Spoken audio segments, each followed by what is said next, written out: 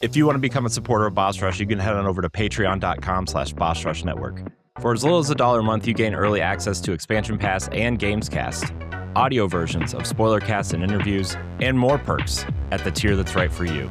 You can even follow us for free and gain all of our main shows on one feed.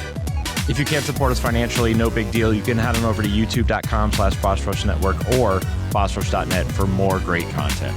Thanks for helping us continue to build something better.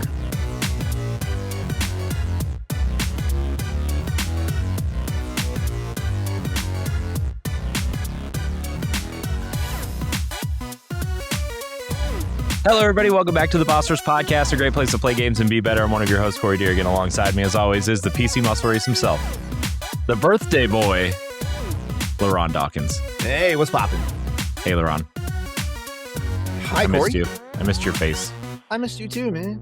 We did not record last week due to unforeseen circumstances. Yeah. Well, Last week was busy. I foresaw them. You did not foresee them. Oh, but well, okay. That's a conversation for another day. It still wound up being busy. Because we're going to unwrap LeRon's birthday present right now because we have a third person on the show tonight. Also the birthday boy tomorrow. You know him. You love him. The legendary Josh Finney. I'm back. Welcome back. Josh is back. It's been a while.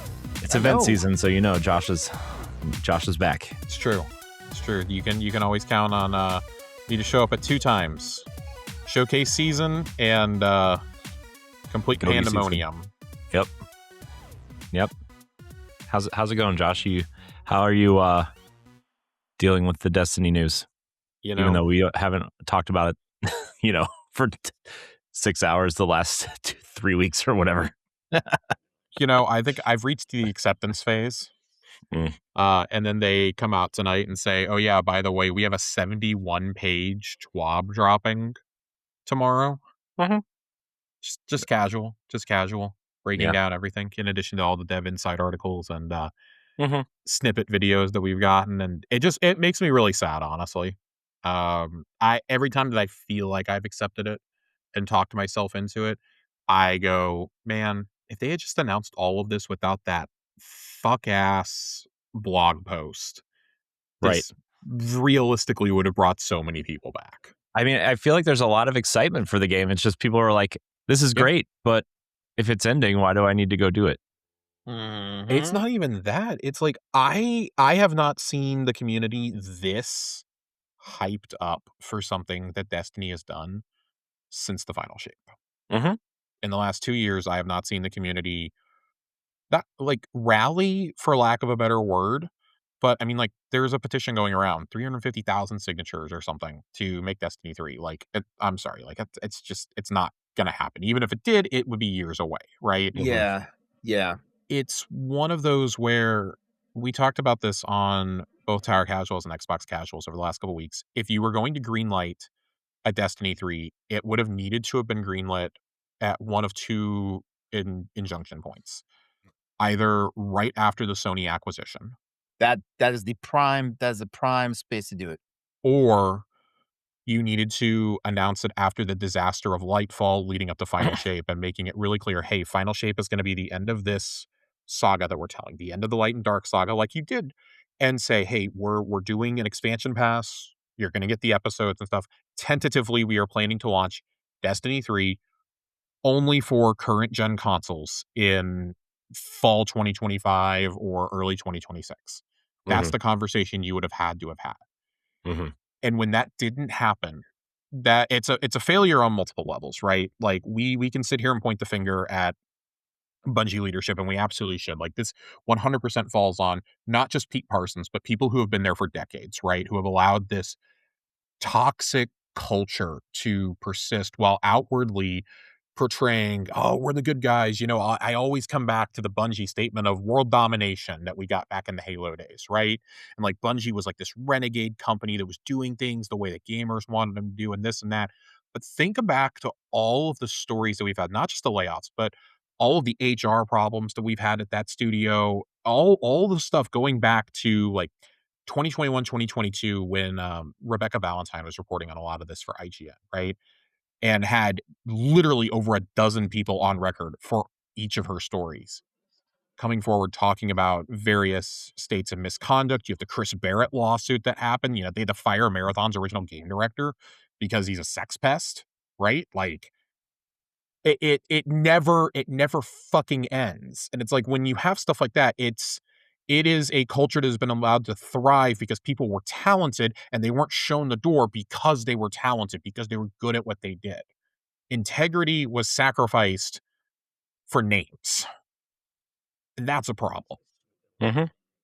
And at the same time, this is also a Sony issue because this is emblematic of all of Sony's multiplayer and live service failures of the last 10 to 15 years, wrapped up into one gigantic $3.6 billion mistake. Now, if you rewind this and you go back to when Witch Queen was about to come out in early 2022, when the acquisition was announced, not a single person would have looked at you and said, this is a mistake. By and large, the thought was, wow, this is the studio they need. This is the best first-party talent in the world, adding maybe the only studio who is doing something like this in an FPS and with a console audience, right? This is going to help them grow their live service ambitions. Marathon, we knew was in the wings. We didn't know it was specifically Marathon at the time, but we knew it was coming. They were working on other games, and it has just been downhill ever since that acquisition, with the exception of the final shape. Between Gummy Bears being taken away and that team spinning off and all the recent incubation projects we learned were canceled, like, you know, like it screams of mismanagement. The focus got lost along the way, and I will never say it is bad to diversify your portfolio. You have to as a AAA studio in today's day and age. And I think that's where Bungie was probably looking ahead where other studios weren't. They were getting projects in incubation. They were so damn determined to make Marathon for so long. We know going all the way back to Forsaken is when they were thinking about it for the first time. People left Destiny 2's team after Forsaken, Chris Barrett being one of them, and I believe Scott Taylor was the other one, to leave and lead that team and start incubating that project. And it finally got out the door this year. 8 years later, that game gets out the door. Yep. That is ludicrous. Like that game went through its own controversies. It was rebooted at least once that we know of when Joe Ziegler came over. And kudos to him, man. We'll never know what the original vision for this game was. We know bits and pieces of it. We never saw it in action, obviously. The final product is, if you really like PvP and you can get into an extraction shooter, this is the game for you. It is a very niche game, though. So when we talk about diversifying your portfolio, that's fine to have a niche game if your main source of income is still churning, like Destiny. Destiny had been dropping players. It really didn't fall off hard until after Lightfall. Lightfall was such a catastrophe on so many levels. Final Shape boosted numbers, but it still didn't hit where they needed it to hit relative to what things like Witch Queen and Beyond Light had done. And then it was just it was downhill ever since then, because so many people saw that as the natural ending point. I think a lot of us did too, but it's also the fact that every single piece of content up to and including Edge of Fate and Renegades had to be engineered to work on fucking Xbox Ones and PS4s. You're asking them to make a game work on a 16-year-old piece of hardware at that point. It doesn't work that way. We've talked so much about spaghetti code throughout the years, and it's like Sony let them have a clause when they bought them of Bungie can retain their autonomy and their creative decision making and this and that. They were consulting on live service projects. We all know that's how Factions got canceled ultimately for Last of Us 24 hours before its reveal. And which is insane, by the way. That's a whole failure on Sony's part to allow it to get to that point. Yeah. But for Sony not to step in at any point before both rounds of mass layoffs, and instead of saying, hey, we're gonna give you guys a little bit of guidance, okay? This is a $3.6 billion investment. We got to make sure y'all get off without a hitch. You are not a publisher like ZeniMax was with the Microsoft acquisition, right? You look at the individual studios that Microsoft acquired in their big spree. You look at Playground, you look at Ninja Theory, you look at Mojang, you look at these. Yes, they have retained creative autonomy, but they still have to answer to an overall corporate umbrella. They still have to come underneath that. ZeniMax is a very unique situation, right? Activision is a very unique situation because those were massive publishers before coming into there, and they have stayed. Yes, they're underneath the corporate of Xbox, but they've stayed outside of the Xbox Game Studios umbrella. Bungie was supposed to be that for SIE. But when you only have one game to your name, why do you need to have that autonomy? If you are really leading this live service initiative, one, you either need to have more games coming out and not just an incubation that you're going to cancel after a couple of years because you neglected your golden goose. Or two, man, you got to really be leading it. You got to have these award-winning expansions year after year after year. I mean, the way that we were seeing this as a console audience, it was like, yes, Destiny is this amazing game that we have a lot of passion for and we love it. We're well aware of the jank, though. But the way that we were talking about this acquisition, you would think that they had just acquired like the team that makes Final Fantasy 14. That's the kind of acclaim you would need to have regular output on to keep your autonomy in today's day and age, making one game. One game. That's what you have to do. You would need that player base and everything else. And you are simply not going to get that. That brand is tainted. Bungie as a studio is tainted. I would say they never got over the stain of the Destiny 1 launch and then especially the D2 vanilla launch. They never got over some of those humps ever again.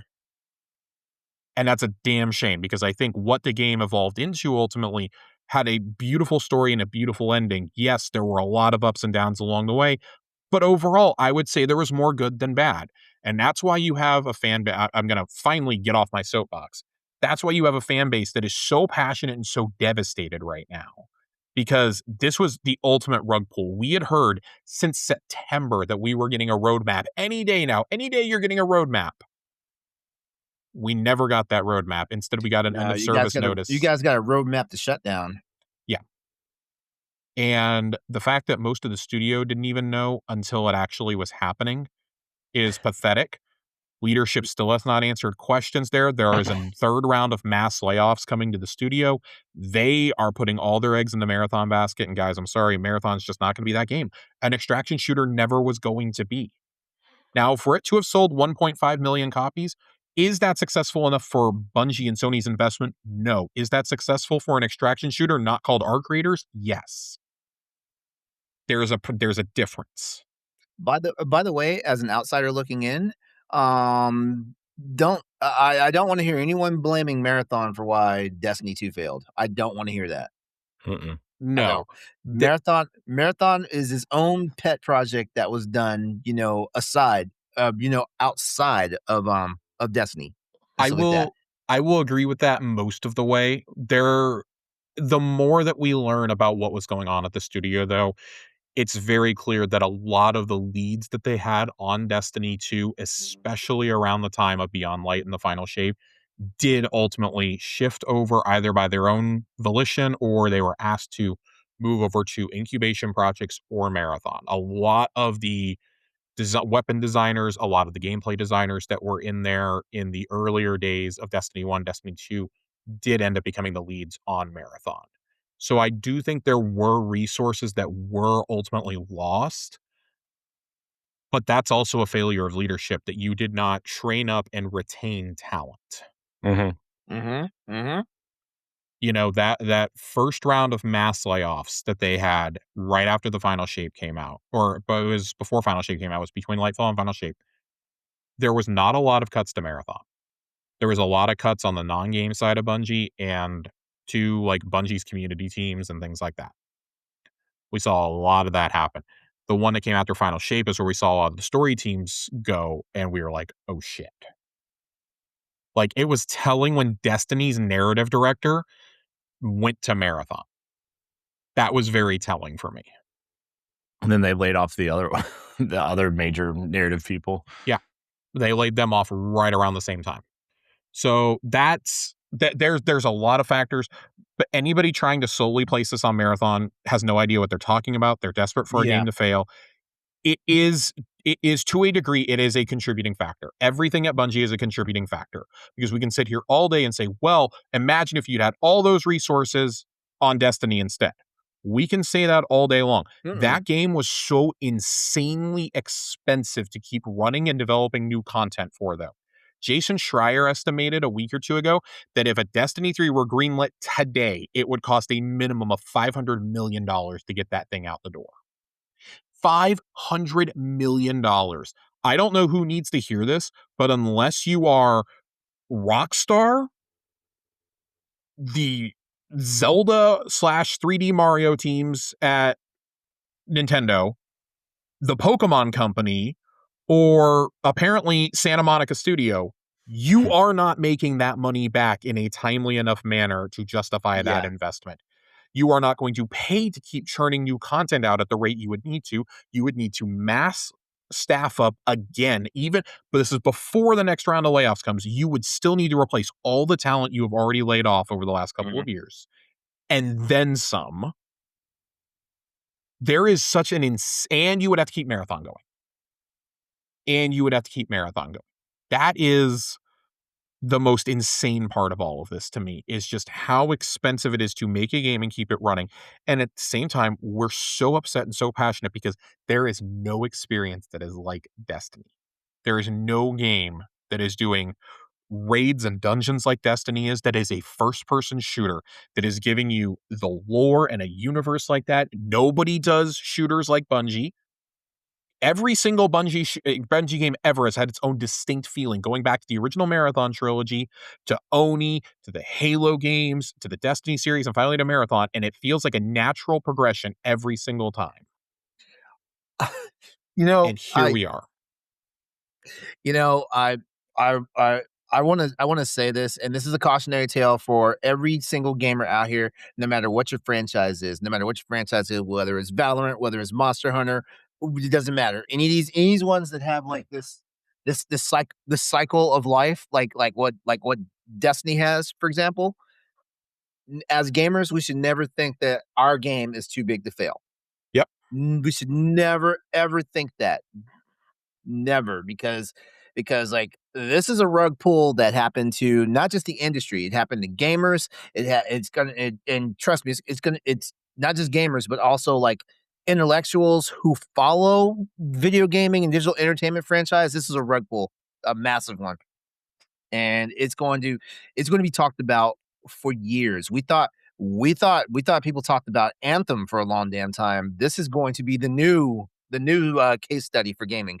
I mean, this is worse than Anthem because Anthem wasn't that popular from the get-go. Destiny, I mean, Destiny's been around for 12 years. It's been longer. Yeah. It's been around longer than like this is like waking up and hearing World of Warcraft is coming to an end. I'll put it this way. I got together with Chelsea in the fall of 2012. We started dating right around the time Halo 4 came out.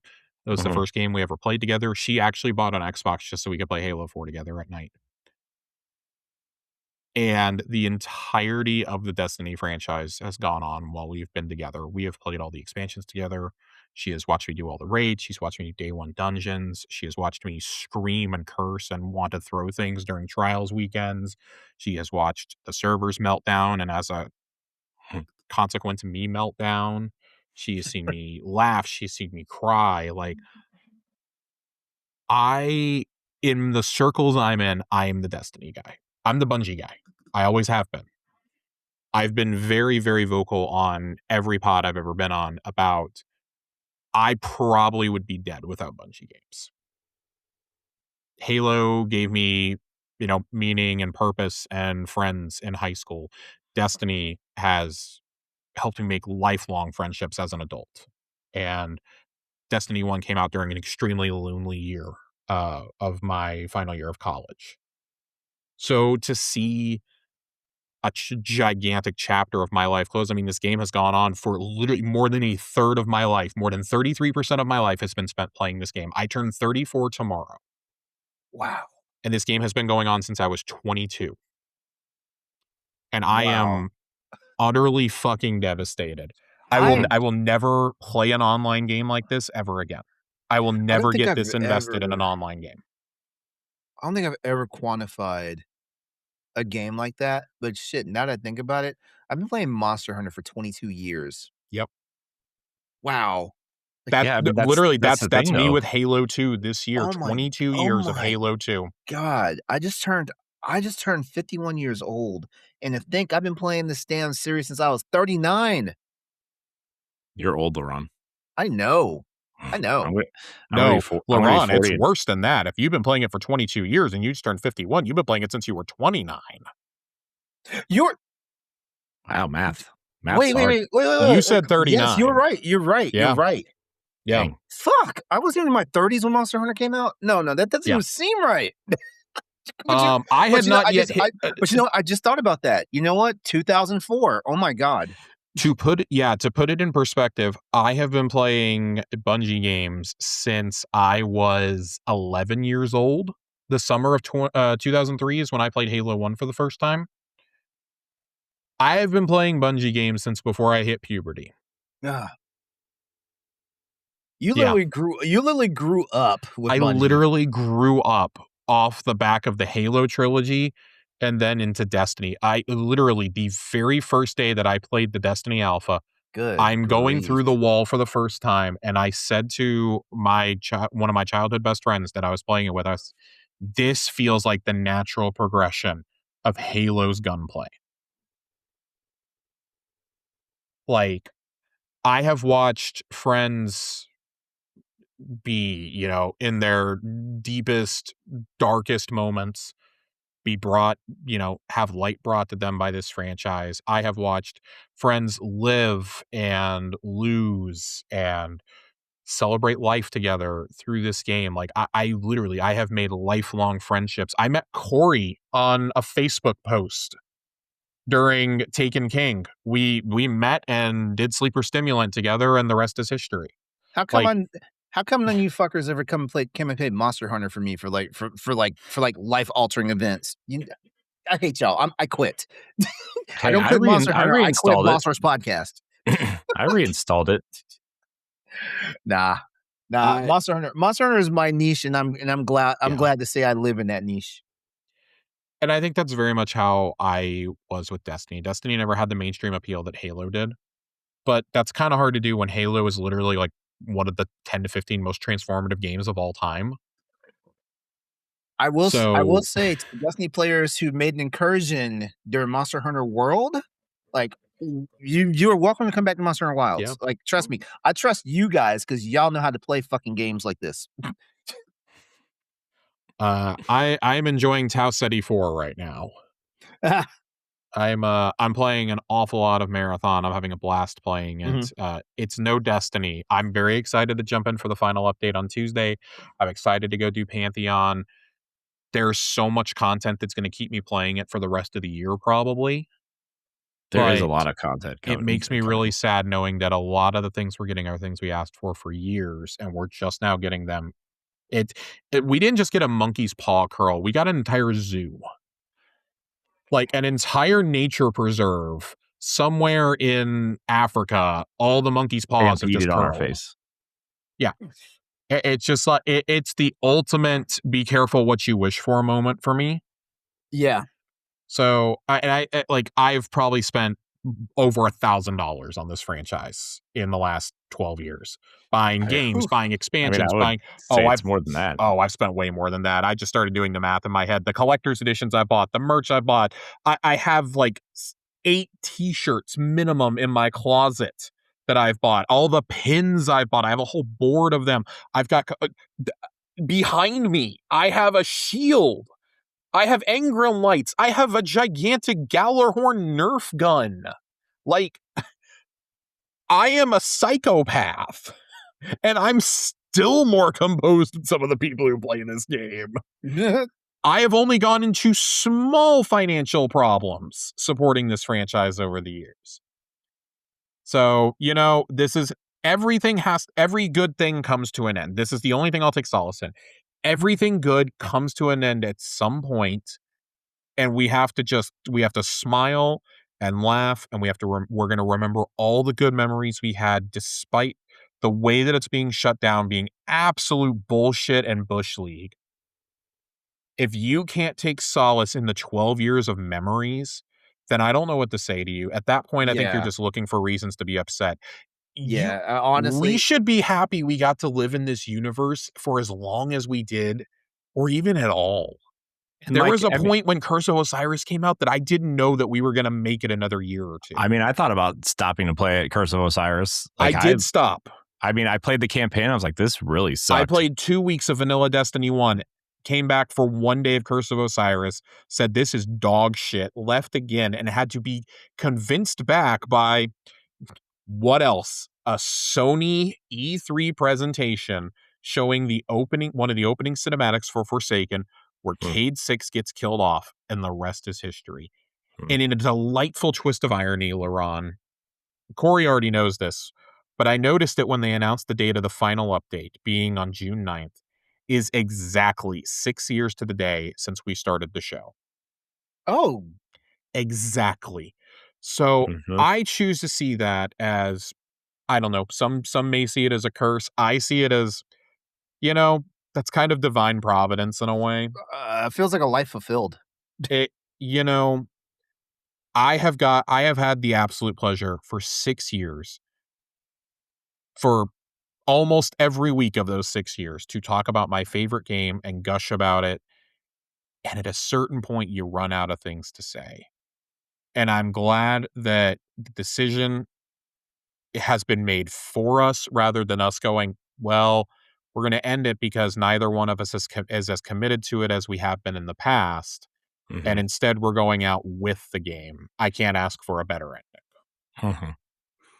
Yeah, and I mean, who knows? This universe may, exist elsewhere in different forms and different types of games. I don't think it's over by any means. I actually think that the passion that has been shown, like the state of play yesterday, the chat on Twitch and on YouTube were totally being flooded with people asking for another Destiny game. They were being bombarded and flooded the whole show. I do not think you're getting Destiny 3. No. Can I ask a question? Yes. Do you all right, all things aside from the mismanagement from the inside, and this is not even talking about Sony, because like there was some gross mismanagement going on inside Bungie as far as like not just the development. Oh yeah, no, this has been going on for a decade at least. Yeah. Question for you. Do you think the fan base has any responsibility, even if it's just like 1% responsibility for this? Because here's what I know, and this is also me from the outsider looking in, right? And Corey can tell you, like when that $90 bundle came out, like I bought that thing, never installed it. Well, I installed it, but never turned it on, because I was legit going to get into it. And now I'm sitting here like, man, like I'm glad I didn't spend more money on it, But I'm curious because I feel like there was every fan base has this. Every fan base has this. Monster Hunter has it for sure. Star Trek, Star Wars, Doctor Who, every fan base has this. There's always this minority that's so loud that they feel like the majority whenever they want to come and complain about shit or they want to do this. Do you think the fan base had a little bit of responsibility in this? Yes. I think there's two factions of the fan base. One is, like you said, a very vocal minority, and I think that's the people who just bitched and moaned about absolutely everything. And Bungie saw that as the things that bombarded them the most on social media, and I think they tried to cater to those people a little too much at times. Yeah. Such as the gigantic difficulty spike that we got about a year ago, just across the board. On the other hand, I think that people like Corey and myself bear responsibility as well, because I think that we were probably a little too lenient and a little too hand-wavy. Yeah, I think we were a little too lenient and hand-wavy of the seasonal model in particular, and of some of the lackluster expansions. Like I've gone back and listened to some of the things that we said about like Beyond Light and Lightfall. Those are the two big ones that come to mind for me. And Beyond Light it's really funny because it came out during COVID. COVID was a really rough time for game releases. 2020 was not great. Yeah. And there are old episodes that exist of shows where We had Beyond Light as our game of the year. Oh my! Oh Yes. Oh my God! You And boys, you not boys like gave, not just us, but people that we had on as guests and things like that. And I was like, this is indicative of a few things. One, my God, there was not a lot to play that year. you boys Two, gave yourself enough rope just to hang yourselves. I think we built the gallows and everything, brother. I mean that's fine. On those same episodes, I didn't declare it my game of the year. I did call Cyberpunk 2077 at launch my game of the year though. So You're not alone with that. I also did that. Yeah, but we also played the Xbox One version on the Series X, which was the best way to play. I had a if you were Series playing on X, PC. so mine actually ran really well. I did not encounter like 90% of the problems that people said they were having. So, I played it on a PC with an underpowered graphics card. I in particular was very hand wavy of a lot of Lightfall's issues. There is a pod out there that exists where I review the Root of Nightmares raid with a person who's become a very, very good friend of mine that I raid with a lot, where he's like, yeah, I think Root of Nightmares is my favorite raid. And we did this before we saw all the reactions. I heard Corey's So I heard it. There's more than enough bad takes that have gone around, and I think that everybody's a little responsible. I think that the fan base tend to excuse our favorite franchises if we're having just enough fun with it. I'm guilty of this with Star Wars. I just went and saw, let me tell you something. I saw Rise of Skywalker in theaters on opening night, and I think that's just one of the absolute most dog shit blockbuster movies I've ever seen. What?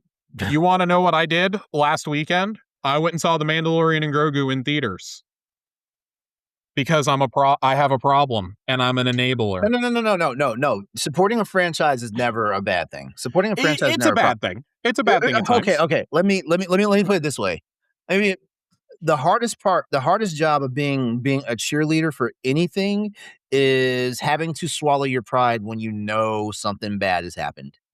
And I'm glad that you said it like that, because that's what I wanted to get to specifically with the seasonal model. So many of us handled it for so long. And I think a lot of that was because we wanted to be in direct opposition to the people who just bitched and moaned all day on Twitter. Right. But ultimately, those people did have a point. It's just, I think they reacted a little bit too quickly. I think the fan base as a whole needed to vote with their wallets a lot sooner than they did. The problem was you had Beyond Light, which came out, and that came out, it had a brand new subclass attached to it. We were all excited for Stasis. It was COVID. None of us had a lot to play. We were all really excited for it. It was on Game Pass. It was on Game Pass. That was a ridiculous thing that I have pigeonholed into my memory. And then you have Witch Queen come out. Witch Queen, one of the most universally celebrated DLCs, maybe the best top to bottom DLC that Destiny ever did. I remember hearing the praise about that one. And then you get the dog shit that's Lightfall. And at that point, I think a lot of us, again, hand-wove it going, okay, this wasn't good, but this was never supposed to be the ending. It was always supposed to, they had to split it into two because they had so much story to tell. And then Final Shape sticks the landing. It's beautiful. It's one of the best reviewed games of 2024. And here we are 2 years later with an end of service. It was like Mr. Satan from Dragon Ball Z. It's a trick. It's insane. It's a tease. It was a tease is what it was. Jeez. It was a tease. Oh, man. And these things happen. These things happen. We had to vote with our wallets. And unfortunately, the message that was sent repeatedly was because so many of us bought the $100 edition every year or whatever the most expensive edition was to get the game and get the season passes and save some money and this and that. We were still going to play all the content no matter what because we wanted the story.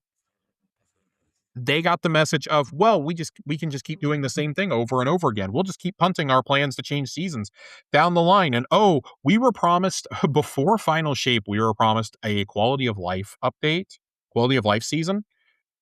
Half the stuff that we were asking for back then is just now coming to the game in the end of service update. So I do think that the fan base bears some responsibility because it was, I don't want to call it an abusive relationship, but it's one of those where, like, you ever been in a relationship where you're really into the person, but that person really isn't that into you. Yep. Yes. And when they want something, they come calling. That's kind of how it too got with soon, too soon. Bungie. Was like, well, we gotta fund the studio if y'all want more stuff. Here's some Eververse items. Here's this really sick armor you can only get in Eververse. Here's another crossover set, you know? And I mean, they got me with the Mass Effect set. they got me with fucking nothing, Corey. They got me with nothing. I mean, you were pretty hot on that Dungeons and Dragons and the Magic It's crossover. It's a lie. I know. I bought so much Dungeons and Dragons. I know. Shit. I know you did. Why'd you whisper it? Why'd you whisper that, Josh? Don't worry about it, LeRon. I bought a lot of Dungeons. And I am on the record as saying that was the one that finally broke me. Was Dungeons and Dragons. And then the Magic the Gathering. I still have not bought a single thing from the Magic collab. You're waiting for the cards. I probably not. I probably never will now. With the end of service, I probably won't buy it now. I'm genuinely that mad. My heart goes out. To you guys. Like, I mean, like, trust me. Like, like, I don't have anything that quite compares to it, except maybe when no, actually, I don't have anything compares to it really. Because like this was a big chunk of y'all's gaming life. This is a singular experience, I think, in gaming culture that I really struggle to think of an online game shutting down that has elicited this emotional response. The British Broadcasting Company was reporting on this shutdown, for God's sake. It's true. We have the BBC reporting on it. Yeah. That's how you know stuff's fucked. You guys made a career out of this too. Like, you guys had a very successful podcast. We have no, we never made like money off of this, but it doesn't matter. You guys, Corey and I getting into the accolades trailer for the final shape and then subsequently getting to review Marathon it validates everything I've ever done in content creation. Come on, it's like Paul Rudd and Hot Ones right now. Look at us. We did it. Pretty Look much. Like that is those are things I will carry with me for the rest of my life. It's well and deserved. I'll leave it at that because it's been 40 minutes and I could spend another 2 hours waxing poetic. Come to the live show in July that we're going to do, celebrating the end of the pod and celebrating the end of Destiny. But yeah. A lot of stories and happy memories to come. I told everybody I'm going to get all my anger out of the way before that day. I'm going to get all my complaining done because I want it to just be a celebration. Yeah, we can't end with negativity. No. I mean, the whole community. I've done enough negativity for 6 years. I wasn't trying to encourage negativity. Oh, no. What? No. I know how I will get, though. I will get angry and bitter and resentful. It's going to be fun. It's going to be fun. It will be fun, they say. All right.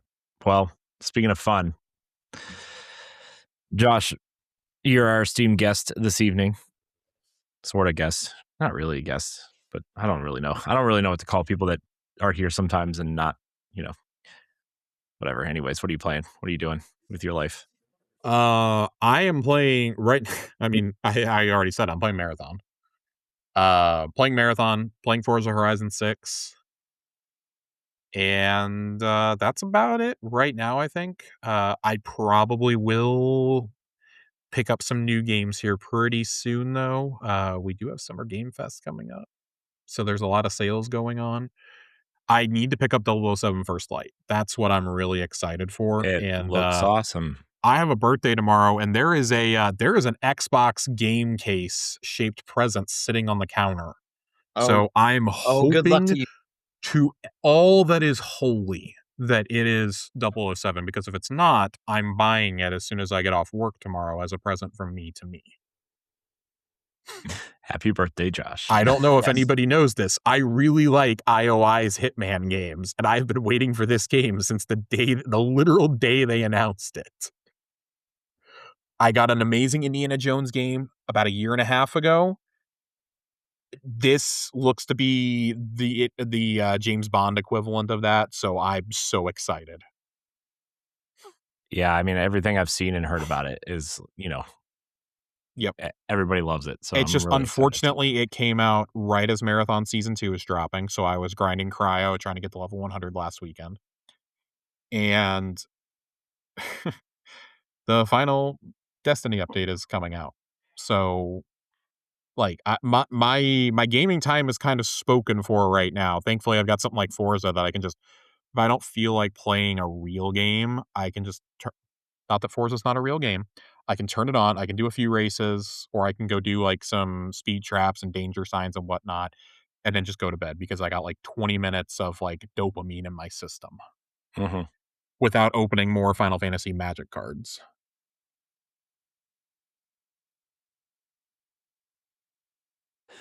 Oh, you and those magic cards, man. Me and those Magic cards. The Marvel set's about to come out. I'm really excited. LeRon, what about you? What are you doing? Well, let's see. Since last we talked, I fulfilled a promise. I started playing Pragmata. Ooh, Ooh. I love this fucking game. it's I love it. cool. I liked it I too. man, like this is uh, this is a really good dad simulator as far as I'm concerned. A dad simulator is that's Glad Dad disguised. Simulator. What? Glad Dad Simulator instead of a Yep, sad that's dad simulator. disguised as a freaking action game. I love so far I've loved everything about it. Like everything from like, like the game design to like, like the character development and all that stuff. Of course the gameplay is great. When I first saw the whole like hacking mechanic, like in one of the gameplay trailers, I was like, how the fuck is this gonna work?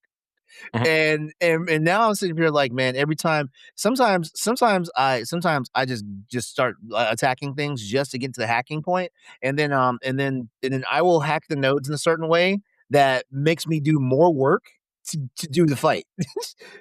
It's crazy. But no, like this has been the game that's been played on.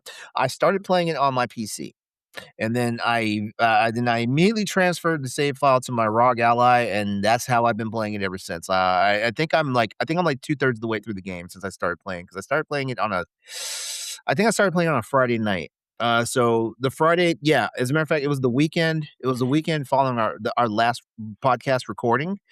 So that same week I said I was going to start. By the time we got back onto it, yeah, I've been playing it for a solid week now, and I'm enjoying it, and I really love it. As a matter of fact, I'm probably gonna be pissed when I beat it because then I'm gonna be like, "What am I doing now?"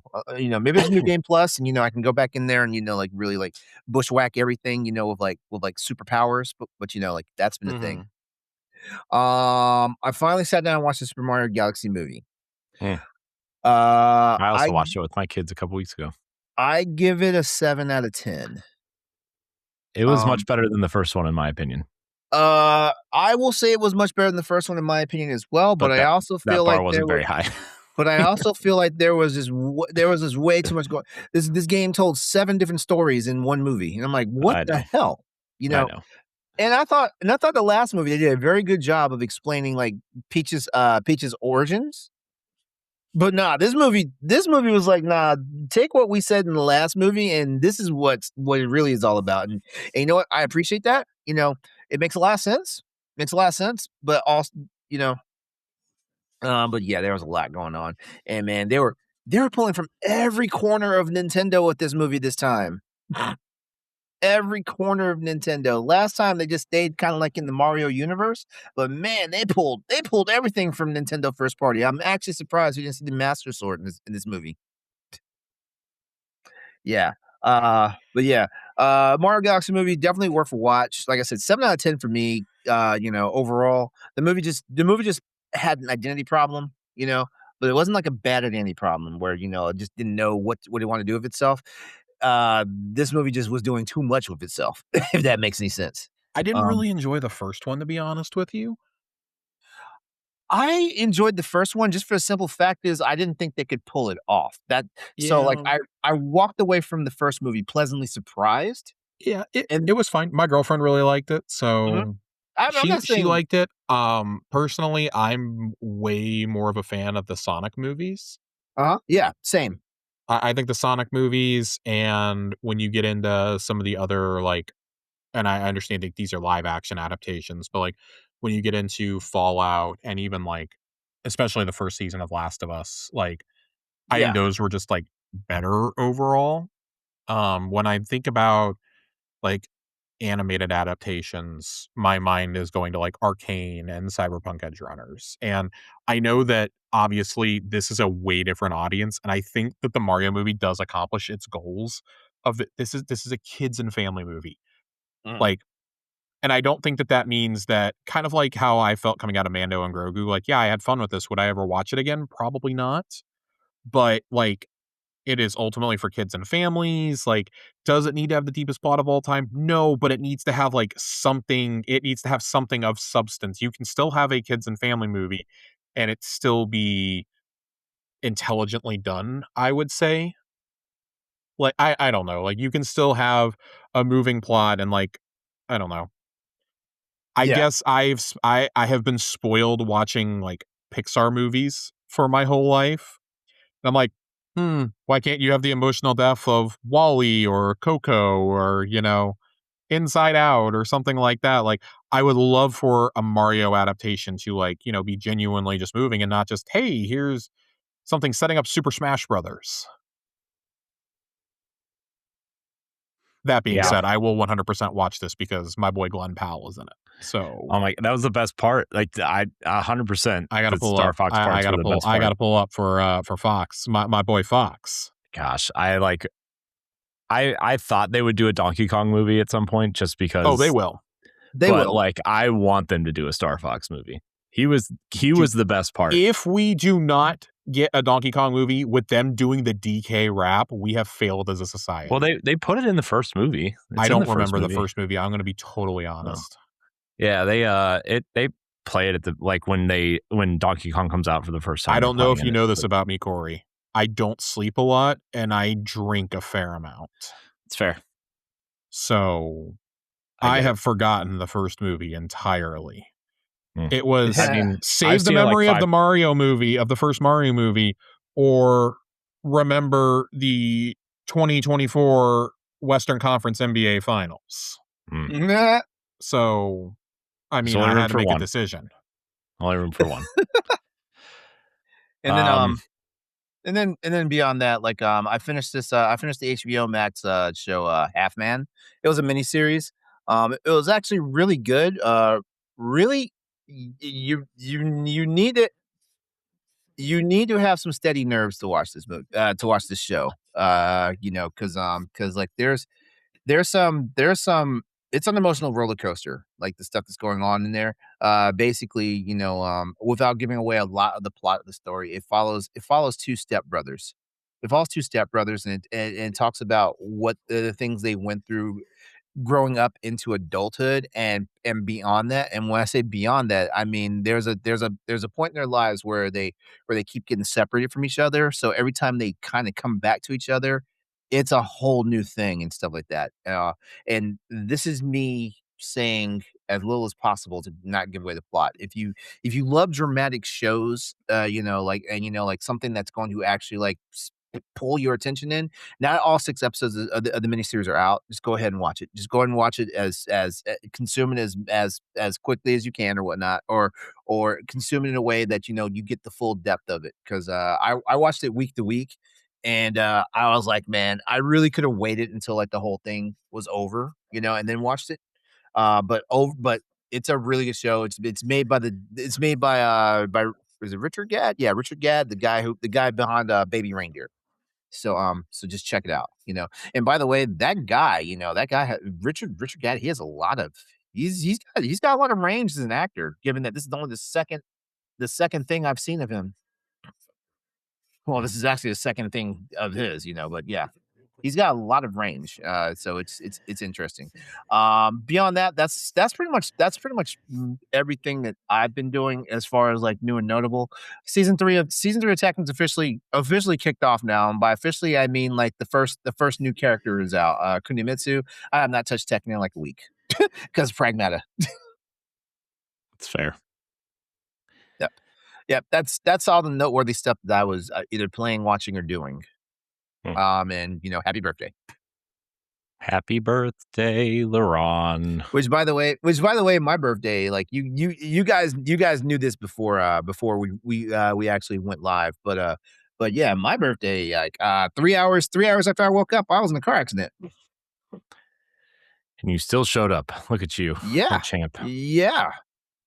Yeah, it's because I have no life. Thanks, LeRon. I could have been out doing something on a school night, like getting drunk, getting hammered, like here I am talking to you nerds about video games. Well, whose fault's that, LeRon? Sounds like yours. My fault. I take full responsibility for it. Oh, Like they say in the Harry Potter universe, I solemnly swear I'm up to no good. That's usually true. Corey, what you playing, watching, or doing? So I played some of that new Yoshi game with my son, who like absolutely loves it. He's really getting into like a bunch of different games, and it's just fun watching him play. And he's starting to like say that the Switch 2 is his Nintendo Switch. I'm like, no, it's not. It is not yours. It is mine. It is not yours. But he's been playing like Luigi's Mansion 3 and Mario Wonder and this Yoshi game, and he loves Super Smash Brothers, but he calls it Team Battle because when you load into the menu and you're on the same team, the announcer says Team Battle. So he calls it Team Battle. So it's really funny. But my daughter's also really getting into games too. She's like really into Animal Crossing and some of these slower paced games, which is good for her. I think just to focus and do certain things. But yeah, I mean, I played about the first hour of Mina the Hollower today, and shocking to no one, I think it's pretty good. One of the best reviewed games of the year. Yeah, it's very good. So shout out to our friends at Yacht Club. Amazing. It looks amazing. It plays even better than when the demo came out in October. Like visually stunning. I love the little like cutscenes that really remind me of like Ninja Gaiden on the NES. Kind of like that. They're gonna slide across and like you'll see Mina blink a little bit, and I don't know. It kind of reminds me of a mix of those old Ninja Gaiden games and like the Shantae games, where they have like the portraits kind of do little reactions and stuff. It's fun. So super cute game. Highly recommended. I did play a little bit of Marathon just because I like to jump in once in a while and just shoot stuff because life's hard and I don't want to think about things, so I just shoot stuff. That's kind of it. I have been over the last 2 weeks, I have been rewatching the entirety of the MCU again. Why, you ask? I don't know. Just had the itch. I had the itch. Don't do this to me. Don't do this to me. You and I were talking about it, LeRon, on the last time we recorded. Yeah. And yeah, I don't know. Are you kind of like bouncing all over the place, or are you actually watching it in like the so order? I watched the entire Infinity Saga in order. And now I'm like, because once the TV shows are introduced, especially the ones with multiple seasons, it's like, how do I watch this? Where does this line up in the timeline? Yeah. And like, yeah, I could look up a list and do it, but I'm like, that requires work. So I've just kind of been watching. So I watched Falcon and the Winter Soldier, LeRon. I still think that show is really good. I know people have their issues with it, but I really like that show. I think the original run of the MCU shows, like so WandaVision, Falcon and the Winter Soldier, Loki, and wasn't there a fourth one? Moon Knight was in that first run? Yeah, it was the last one. Okay, I didn't see Moon Knight. The only reason why I didn't see Moon Knight is because I literally have no connection to like the Moon Knight comics.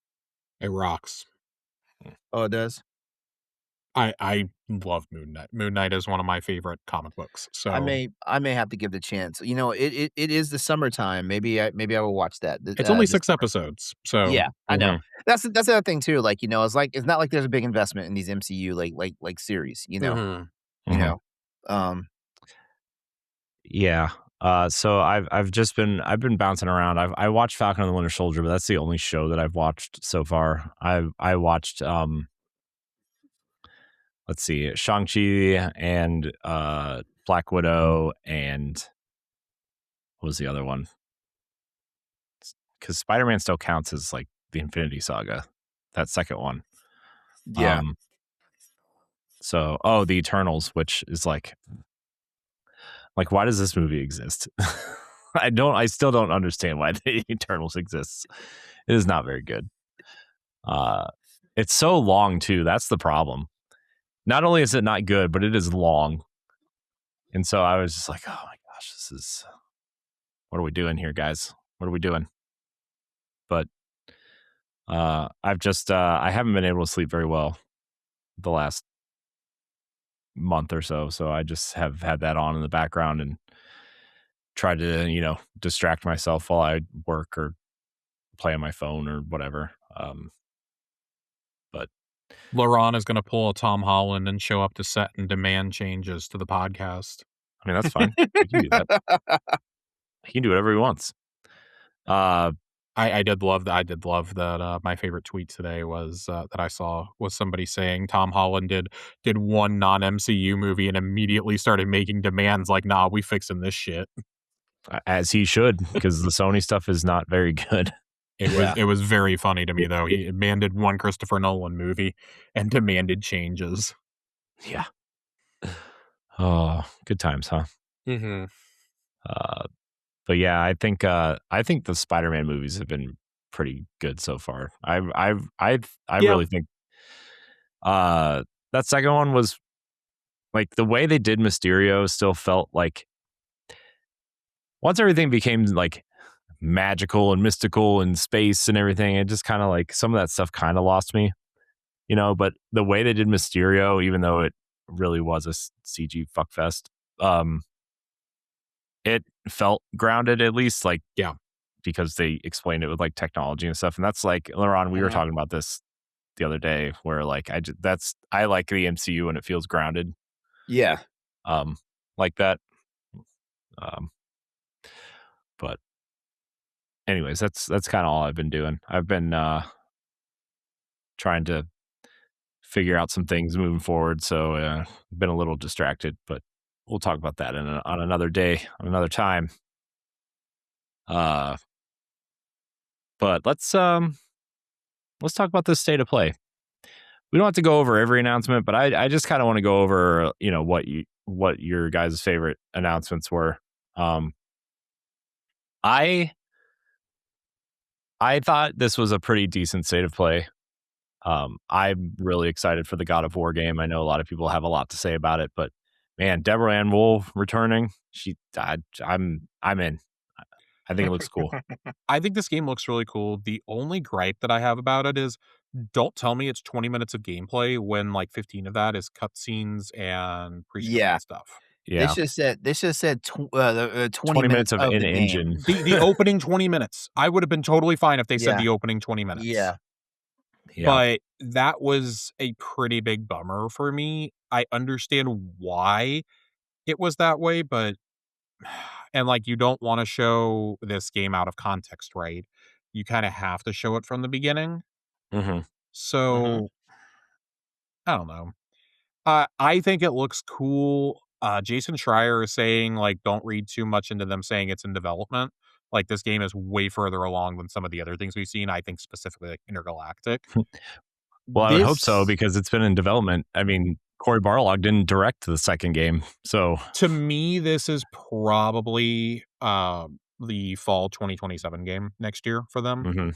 This is probably their big release next year. So that kind of tracks with when they revealed God of War 2018. They revealed that about 22 months or so before release. So it fits. Like God of War Ragnarok was announced a year or two before release. It tracks. It was an awesome reveal, though. It was really cool. It was like, if you follow video games at all, I feel like you probably had an inkling that this was coming. We heard that it was originally supposed to be at the last State of Play, and then they pushed it. I assume so that they could show a big demo slice of it, show a big vertical slice, rather than just an announcement trailer. So that's cool. Still a little baffled why this State of Play was in theaters, though. Yeah. That was kind of weird. Yeah, they definitely set expectations by saying it was in the State of Play. So the one theaters. thing I did see is that I forgot Sony owns Alamo Drafthouse now. Yeah. So I had completely forgotten about that, and apparently that makes a lot of sense because they also screened the finale of The Pit early at Alamo Drafthouse, which I went to a couple months ago. That makes a lot of sense. If that's why you're showing it. But like, my mind immediately went to, if they're showing it in theaters, they got to have the GTA trailer. GTA has to be in this show. And I mean, half of this State of Play was 2 games, which not bad, but I mean, you bookended it pretty well. I'll say that. I think the bookends worked better than a lot of what was in the middle. Yeah. I did notice that this game is very colorful. There's a lot of color going on in this game, which I like that. Fine with. I thought God of War was very mute, right, in its color palette, but I think this, I think it makes sense. I like the kind of monsters that they show in the beginning too. Very like almost ancient Chinese kind of thing going on. Funny that you bring that up, because one of the deities is ancient Egyptian and one of them is Buddhist. Yeah. So I think that's really cool that this is like the afterlife of like this. I feel like this is going to tackle the philosophical issue of like, what happens when you die and you don't go to your afterlife? That's what's happening here. So I find that really fascinating that they're drawing from all these different ones. I have my own theories on what I think the sword inside of the gelatinous cube is. Because I looked. The gelatinous cube originates in Dungeons and Dragons. There is no deity that worships a Jello cube. Are you sure? Yes, I'm absolutely certain. But I personally think that sword that is in the cube is actually going to be revealed to be Excalibur. Yeah, I mean, that makes sense. Why not tie in the Arthurian legends that's the while vibe we're at I'm it? getting. So I think that's really interesting. This is actually a prequel to the Order 1886. Oh my God. I think that this is pretty clearly setting up the next journey for Kratos, and like, get the whole band back together essentially. Get him, get Atreus, get Mimir. Mimir. I forget which one of the brothers didn't die. Get Faye, like get all of them together and have like a Dirty Dozen mission. Get Freya in there. Yeah. There's a lot that you can do here. It feels like it's pretty clearly going to lead to that next one. And like, hey, if this is the afterlife of the gods, you know who killed a lot of gods in earlier games. And it would make sense to me that this is all going to tie together because they are remaking the Greek trilogy. Yeah. Yeah, and I wonder if like you said, if this is the afterlife for the gods, like, will there be like a massive army of gods that Kratos has to fight through again? Like, there's a lot of things you can do here. I think the possibilities are endless. If you're upset about this because it's not God of War, respectfully, like, first of all, go fuck yourself. Second, go outside and touch grass. Like, you can just say, it's not my cup of tea, but I hope that people enjoy this. This looks like an interesting new entry in this world.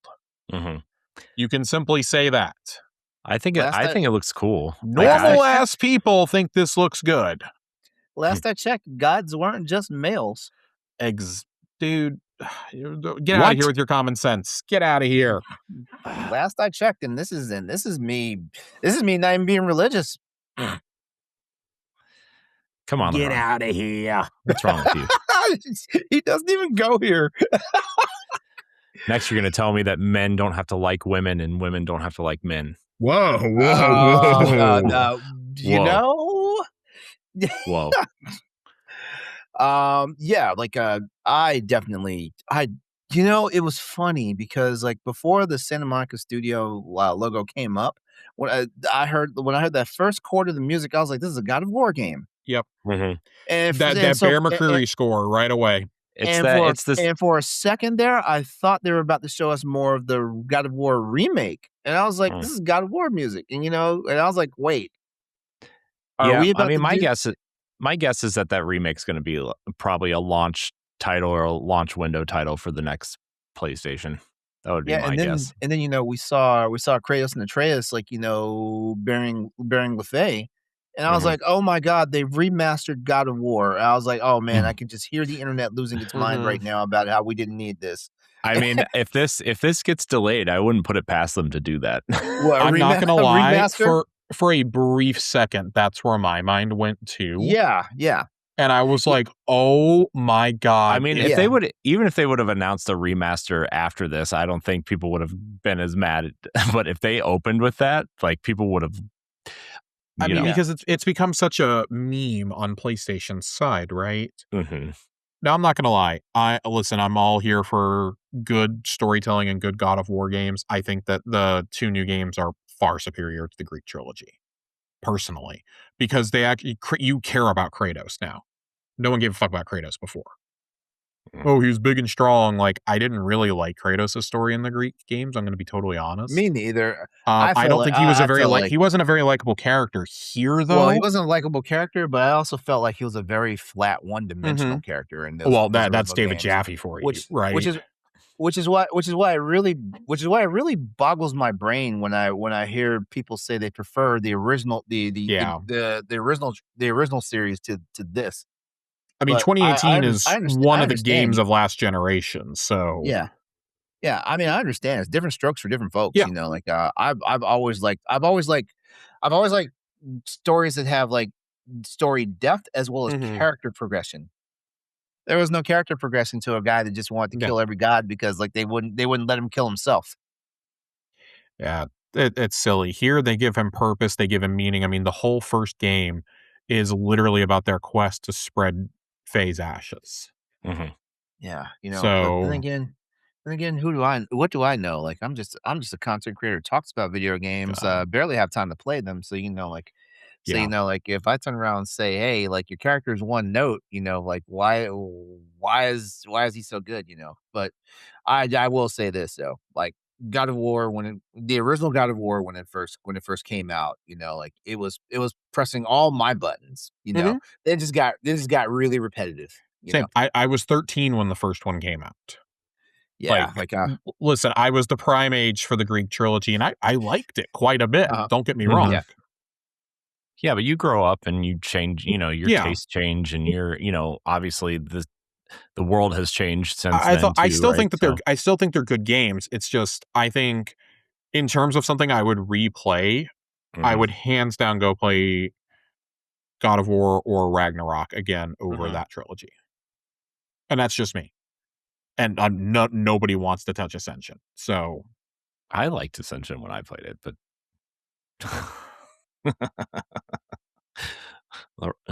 Josh is looking at me with such disappointment. It's fine. Um, yeah, I do think this game looks cool though. If Atreus shows up though, I'm turning it off and dude, walking away. listen, I fell in love with the character of Atreus after Ragnarok. I hate You're that so kid. mean, Corey. You are so mean. I love Atreus. I hope that sword goes through his neck. Oh my god, you have problems. Can I tell you about people putting swords through necks though? Yeah, do it. Marvel's Wolverine.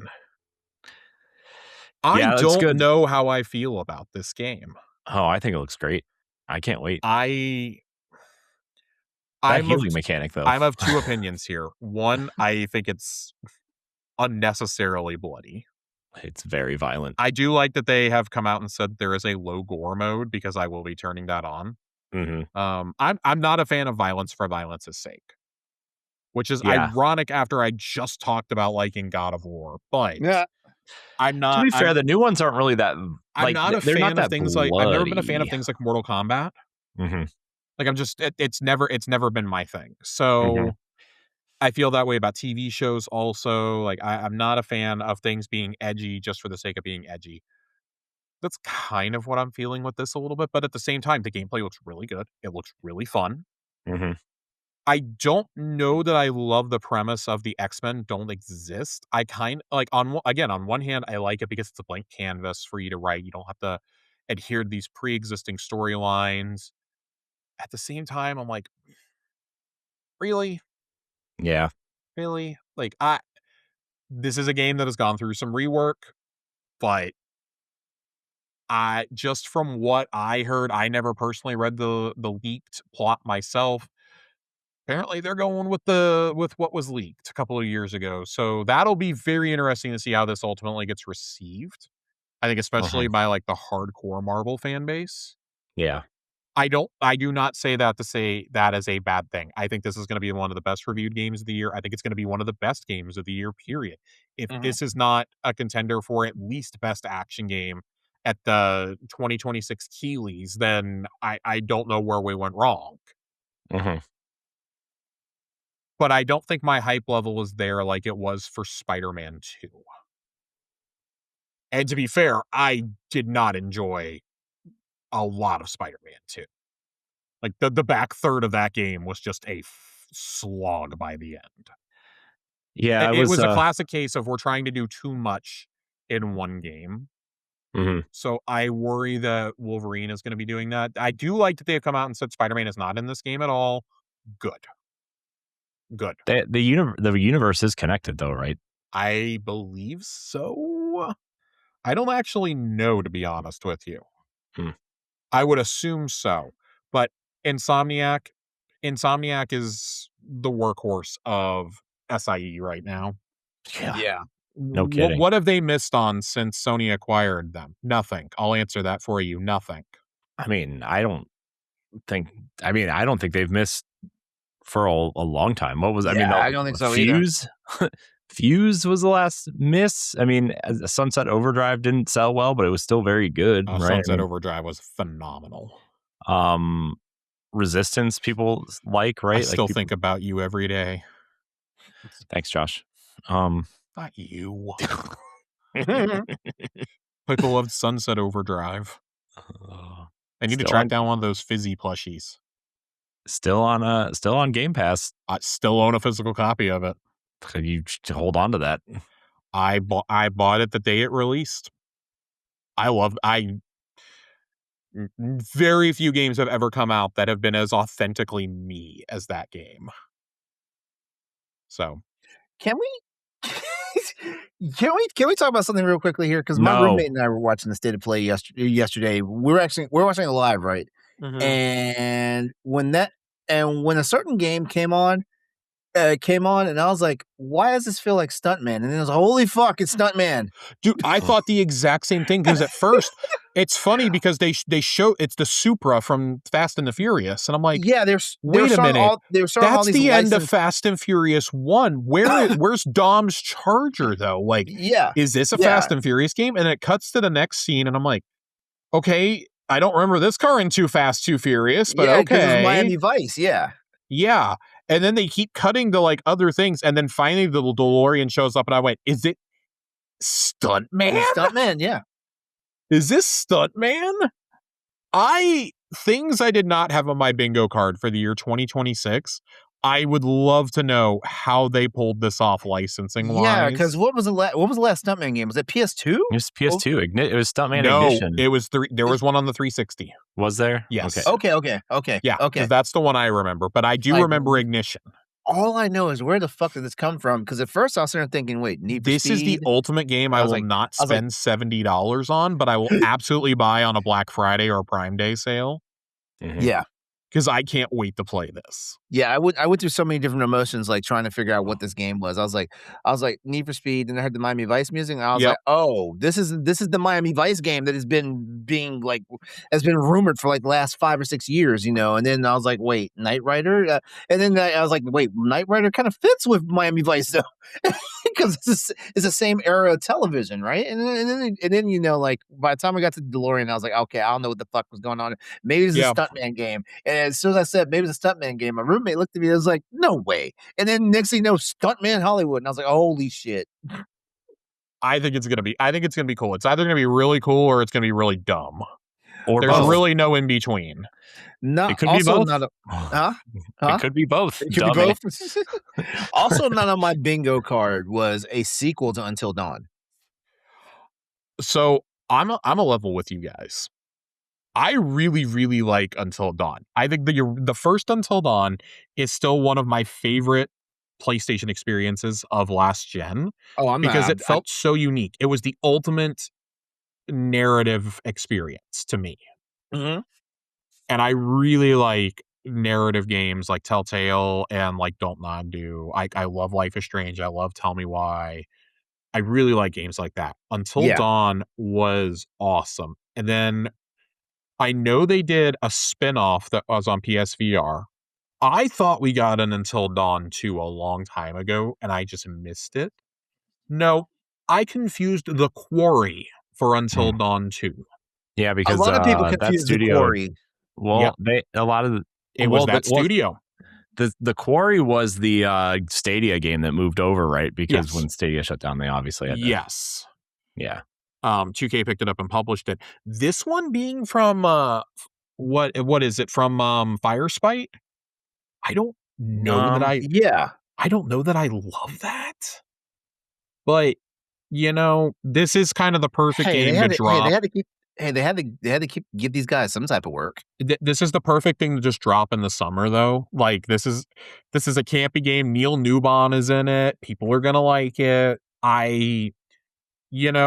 I'm interested to see how this reviews. I will play this game. I just don't know if it'll be right away. Mm-hmm. I picked up the first one when it was on sale for like $20-$25 on a Prime Day sale and absolutely loved it. I think I played through that game 2 or 3 times. So my man Brett Dalton was in it. I had to play through it. Yeah. So I'm glad to see I'm not the only person that likes Brett Dalton. I love Brett Dalton. I don't even know who that is. Justice for Agents of S.H.I.E.L.D. See, exactly. I was just about to tell Corey he was Agent Ward on Agents of S.H.I.E.L.D. He was the best part of that show for 3.5 seasons. Because I also feel like people do not talk enough about season 4 and Ghost Rider and Agents of Hydra. Boy. Look what you did, Josh. You got him on Agents of S.H.I.E.L.D. He once retweeted me when I said that they should put him back in the MCU. They need to put that entire cast of characters back into the MCU. Funny enough, he was in Destiny 2. Oh yeah? He is the voice and I believe did the mocap for The Witness. Oh wow. Mm-hmm. Because I recognized, I was like, dude, no fucking way. No fucking way. I had to explain to everybody who was in chat with me who that was. Oh, you know what? Just real quickly, because not to step away from the state of play, but can we talk about this massive hit that Valve just hit us with the Steam Deck? We were gonna get there, but we can stop now if you want, LeRon. No, keep going because we're here to serve you, LeRon. We didn't talk about Onimusha. We didn't talk about. I don't want my skull crushed with your massive biceps. Go ahead. We need to talk about Marvel Talk on Fighting Souls. I was just about to say that, I mean, if we're going to talk about, because I wanted to talk about that new ROG Ally that looks sick. Okay. But all right, let's finish talking about like our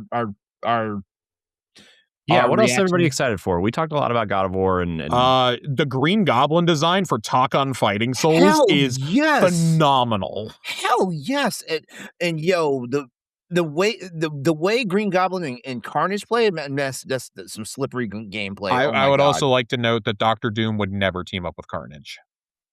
Yeah, I just want to say that. Yeah. Dr. Doom and Magneto, I could say that all day long. Doom and Magneto. Doom has teamed up with Norman Osborn before. Doom and Cletus Kennedy, though.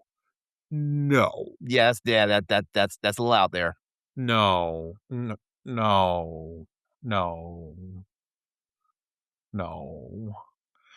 yeah, no, I'm very excited for Talk-On. I'm not a fighting game guy, but I will 100% be buying this on day one. I'll be buying this game.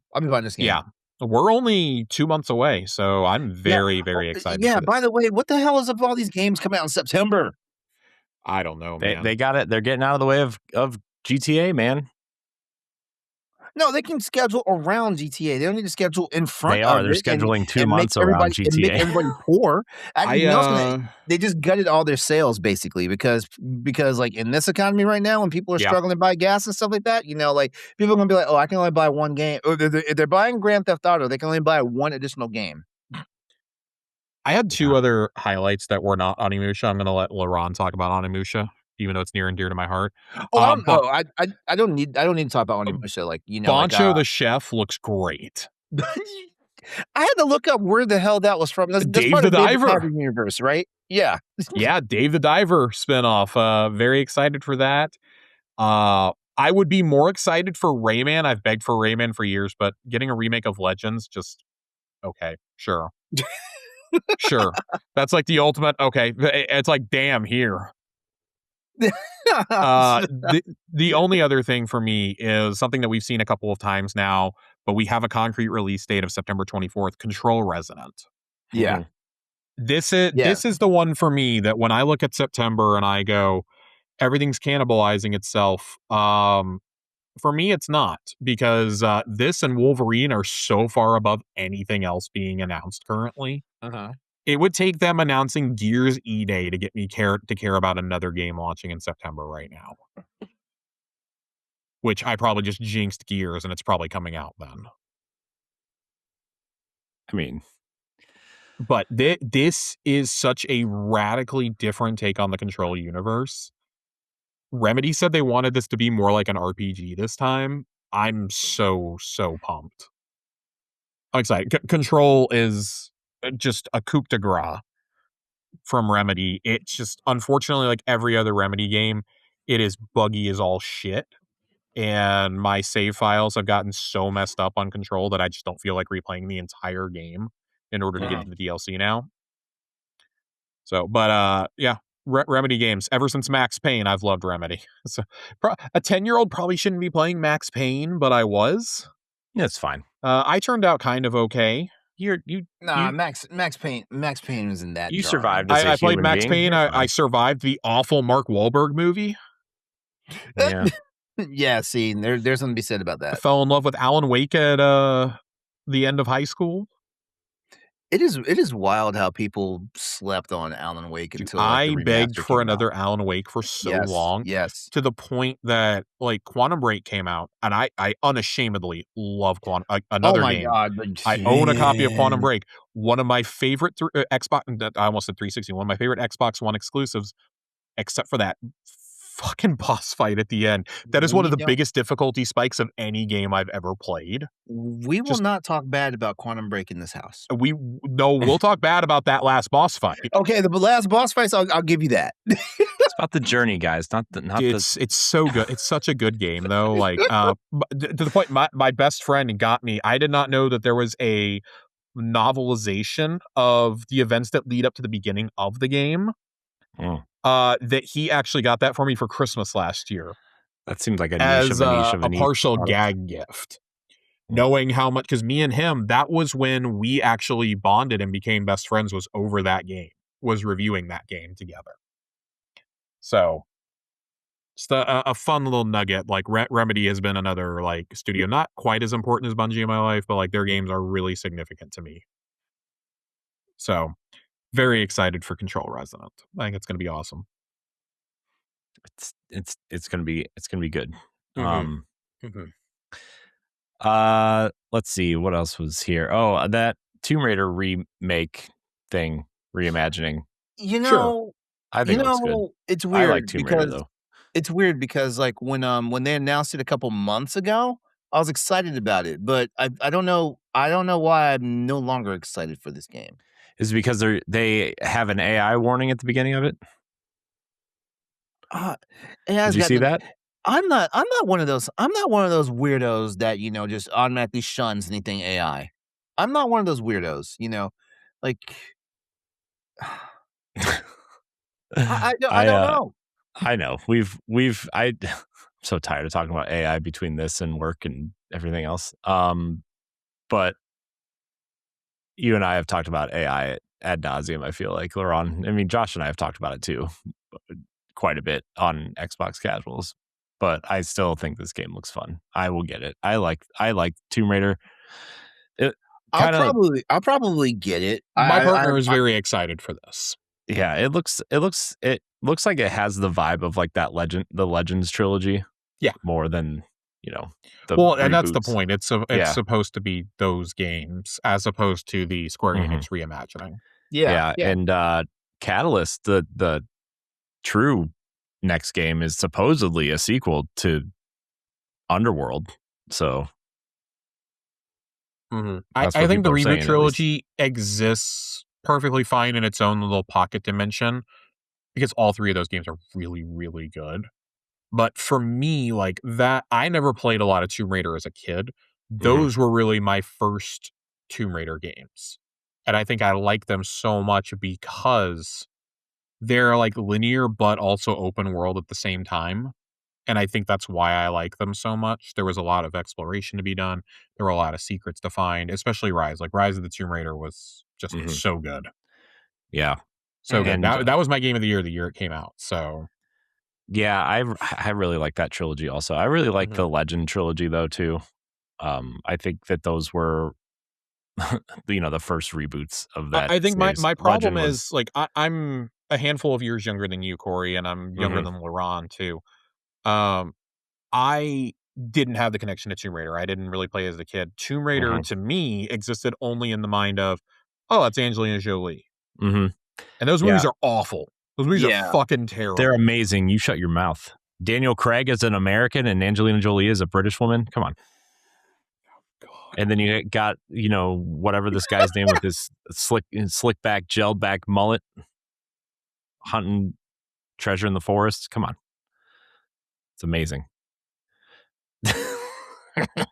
If you say so. Just kidding.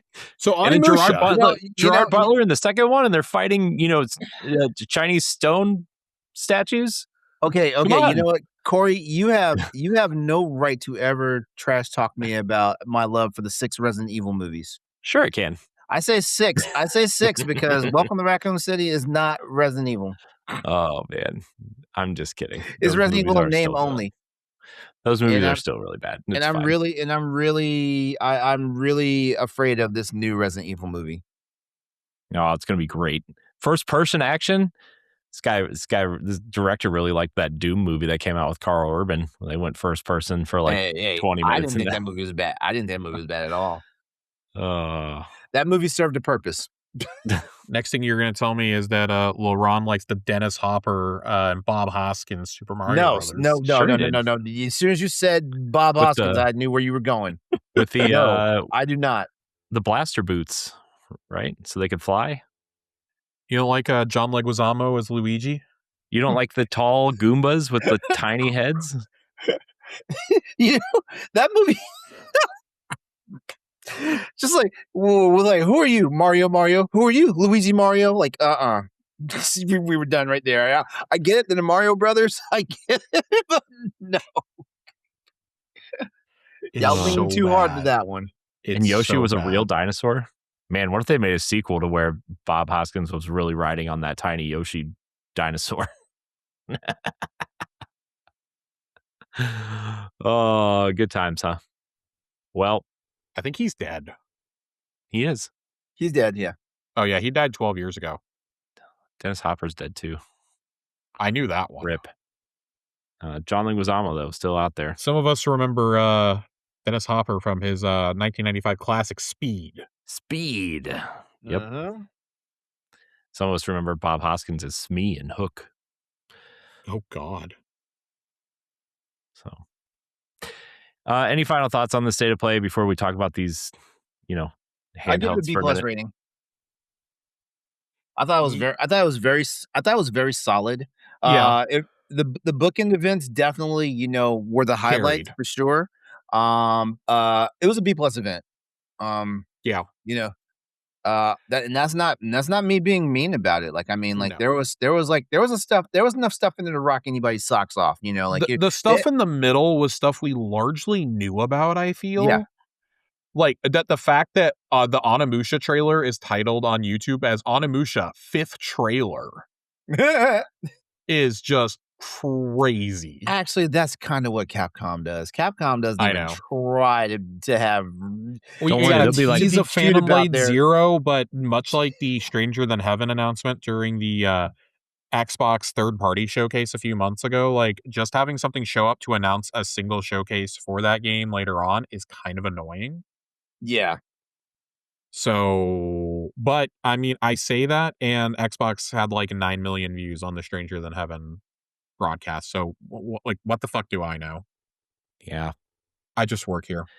we don't know much, Josh. We don't. You know? I would agree. I'd go B+. God of War and the Marvel stuff really hard carried for me. Um, Again, like we already knew about Control. We've seen a lot of Control already. Dune Awakening is coming to console. Oh boy, No Rest for the Wicked. That one was a little surprising. I knew it was going to come to console eventually. To hear it's only coming to PS5 was a little surprising. But then again, Moon's leadership had a pretty big falling out with Xbox, from what I hear. So Yeah, and they did say it's coming to Switch 2 later. But yeah, also, like, I wonder if because Helix is going to be a PC hybrid thing, they'll just be like, well, people can buy it there and play it there if they want. It's a lot more than that. The founder of Moon had a very public falling out with Xbox, and I think with Phil Spencer in particular. Phil did not like how they were handling, because I mean there were all those exposés about how workers were being treated there during the making of Ori 2. And just I don't think that Xbox really wanted to like fuck with that anymore, honestly. So I think that's probably what led to the burning of the bridge. And he said in the past, like, well, we're probably not going to prioritize Xbox because people just don't play there. And it's like, well, you're not wrong, but you kind of wouldn't exist without them bankrolling 2 games there. Right. Yeah. I don't know. Whatever. You can make incredible art and still be a super shitty person is what I'm getting at. So I'm excited to play this game. I probably will play it when it comes to PS5 when it goes in the 1.0 release. But I'm going to complain about it too. Look, B+. Most artists and visionaries are shitty people. I would have liked one other reveal, I think. Not like a third party one. I would have wanted something else first party. Because I mean, this year, I'm not going to say this year feels bare because you have Wolverine looming, and you just had Saros come out, which is about to pass the 400,000 mark, I think, sold.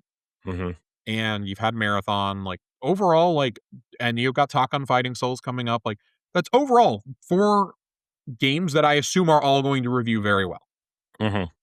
That's a good year. That's the biggest year PlayStation's had in a few years, where they've had multiple titles come out. I do kind of wonder what next year looks like for them, because next year seems to be right now Until Dawn 2 and God of War. I don't really know what else is on the horizon for them next year. Fizzant is still years away. Yeah. Yeah. LeRon, you just got really loud. Yeah. Huh? You just got really loud, and the feedback on your end is very... I think it switched mics on you. It did. It's always doing some goofy stuff around here. Hang on a second. Let me just make sure of this. Maybe you should figure it out. How's this? Better. Okay, I damn near turned my gain all the way down. Yeah, I mean, I just feel like Sony just always only has like 1 or like 2 to 4 things, of various sizes come out every year. But, and which is, to me, that's enough. But then you see what Xbox puts out, regardless if it's AAA or single A. And I mean, whatever, there was a Nintendo. story just the other day. I don't know if you guys saw it in the GameFile newsletter from Steven Totillo, where he was talking about how like first party sales for PlayStation software have just sharply declined. They really needed Saros to sell better than it did. They really needed Marathon to sell better than it did. They brought out the fucking PC. Yeah, and they've decided they're not going to bring games to PC anymore on top of that. Yeah. Like Yote kind of had the same thing that sequels do, which is they don't sell as good as the first game. I was so waiting for Yote to come to PC, and now I'm sitting there like, man, like now I gotta go buy these games on the fucking console when they never fucking like price drop. It is $39.99 at GameFly right now on their summer sale. Oh, see, I never buy from GameFly. I don't know why. I do. It's my Comes with favorite everything hack. except the shrink wrap. Every time I Everything see except the shrink wrap. Yep. And you know what? I don't give a fuck. It takes an act of God to damage a Blu-ray. I have bought multiple 4K Blu-rays from them, and they've come with the digital codes still. Ooh, nice. Everything but the shrink wrap, baby. Everything but the shrink wrap. Ooh, Nice. Mufasa. Nice. Speaking of shrink wrap Simba and PC gaming, which LeRon loves so much, let's talk about these these PC handhelds. First off, Woohoo!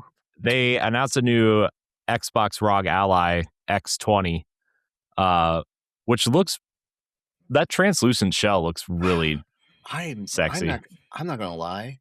That thing looks good. Like as much as I said, I will not spend money on the Xbox Edition ROG Ally, but woo. Yeah, that casing, it's essentially like it looks like the Switch 1 Pro controller. It looks good, and then you realize that it's part of a forced AR glasses bundle. Mm-hmm. Yeah. You want to know the crazy part, though? The crazy part about this whole thing, and I think, Corey, I told you this, I think it was last year around Christmas, I was looking at those same exact AR glasses you get from my ROG Ally. And now they bundled it, and I'm wickedly afraid it's going to be like $2,000. Oh, this is easy $2,000. Easy. These AR glasses, who's making them? Is this are they the X-Real ones? Hold on. They're in my Amazon wish list. You guys keep talking while I look for them. But the other big thing with this, it's the specs are the same as the ROG Xbox as the current Ally. Xbox ROG Ally, but it has I think it's at a little bit bigger screen. It's an OLED screen. It's an OLED screen. Yep. And there's the joysticks they use are different. These are crap. It's they're not Hall Effect. They're the other ones that are similar. But so I mean, essentially, they're not. It's not that big of a difference than the one that's out now. But man, that I wish they weren't. I wish they weren't pairing it with those stupid glasses. But I kind of want one. Like I really do kind of want one. If I didn't have a ROG Ally, I would get this. You know. Well, let me change that. If I didn't have my ROG Ally X, I would get this. If I still had the first edition ROG Ally, I would get this, despite me saying hell no to the Xbox ROG Ally. Mm-hmm. You know, where the fuck are these glasses at? Like, wow, I have a ton of shit on my Amazon wish list. Josh, what do you think about this thing? I feel like it's kind of a slap in the face to anybody who has bought the ROG Ally up to this point. And I understand that this is a piece of PC hardware and not a console one, but you are trying to appeal to people in the console space to get them to start adopting PC gaming. You have to ease it in a little bit more subtly than this. Mm-hmm. That's why I was kind of surprised that they didn't hold something like the Ally or a native handheld for the 25th anniversary this year. Mm-hmm. And they instead released it last year. But these things are just so bananas expensive now with how memory prices have skyrocketed. Like, I mean, everything's expensive now, but like specifically tech-wise, like anything dealing with memory is in such a backlog and in such high demand. Like I deal with this a lot at work. Trying to explain to people that even though they're trying to place an order now, I have had to go in and remove resales, and I won't even quote clients on anything from Micron, Nexperia, Samsung. I won't quote any of that because I can't even guarantee that it's going to show up for us. And even if it does, I have seen it to where the price has fluctuated so rapidly that some of these parts are changing on a damn near daily basis in terms of going up, up, up, up, up. So I think that this is good. I think that the Ally X is already egregiously priced. Funny enough, though, it's looking almost better in retrospect now with the increase to the Steam Deck. Charging that much for a Steam Deck is damn near criminal right now. It's so crazy. It is insane. That is a 4-year piece of hardware? Yeah. And now it's $1,000. And now it's $1,000. Yeah, I can't do that. I asked a friend of mine the other day. I was like, is it worth it for me to, because I was wanting to buy a Steam Deck this summer. I was like, is it worth it for me to get the OLED one, or can I get by on the LCD and you and I just put a better hard drive in and things like that? He's like, dude, second option. He was like, Okay, second option. so the AR glasses are the X-Real glasses. I thought they were the whatchamacallit, Yeah, because that's where starts I with a thought so, V. because that's A where Viture. Starts I thought they were the Viture glasses, but these are the X-Real glasses. yeah, those are supposedly pretty good, I guess. But And then it's TMR joysticks. yeah.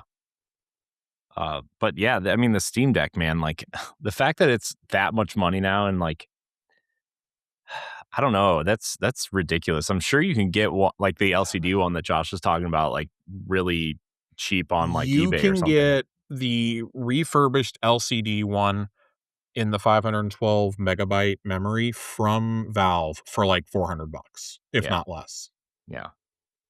Yeah. That's the closest that PC gaming is going to be to being affordable for a long time. I'm gonna say something that's gonna sound so wild that it's almost criminal. I feel like a lot of these companies should to keep to get the brand loyalty, for the coming years when, like, things might hit equilibrium. I say might because there's a lot of financial reporting saying that, once we get out of this craziness that we're in, it's gonna take about 6 to 7 years for everything to kinda, like, shrink back down to, like, what we're used to in pricing and stuff like that. I feel like I feel like what these companies should have done is they should try their best to play around as best as they can with not raising their pricing and stuff like that, because then they can turn around later on. For example, like a PlayStation 6, for example. If Sony had done whatever they could to stick with that $500 to $600 price range for the base PlayStation 5, and that redonkulous $800 for the Pro. If they just tried to stick with that, and then the PS6 comes out, they could ask for a steeper price tag on that. I think ultimately it would do them. It would do, and not just Sony, not just Sony. I think every company in tech right now. You know, I understand, like, like the snake is eating itself from the tail right now with supply chain shortages, tariffs bullshit. Thanks everybody for not doing your best to, like, vote to keep this bullshit from happening. By the way, um, you know, like, we're in the middle of a fucking destabilizing economic war and all this stuff. If these companies had done their best to try and, like, just say, "Hey, we understand things are high. We're going to try our best to try not to make it seem like we're Xing you guys out," because literally that's what's happening is we're being X'd out of entertainment now. And guess what? When we're X'd out of entertainment, nothing's gonna go right, you know. If they'd done that and then, like, turn around and say, "Hey, the new shiny thing's coming. We're gonna have to make it this price." Mhm. I feel like they would have actually reaped the And rewards of I that. feel like, especially with the Steam Deck, right? Like, not like Josh mentioned, it's 4 years old at this point, but also like Valve is not a publicly traded company, and they own the biggest PC storefront in the world, arguably the biggest gaming storefront in the world, right? Like, I would argue that's probably pretty true. And they only they only employ about 300 people.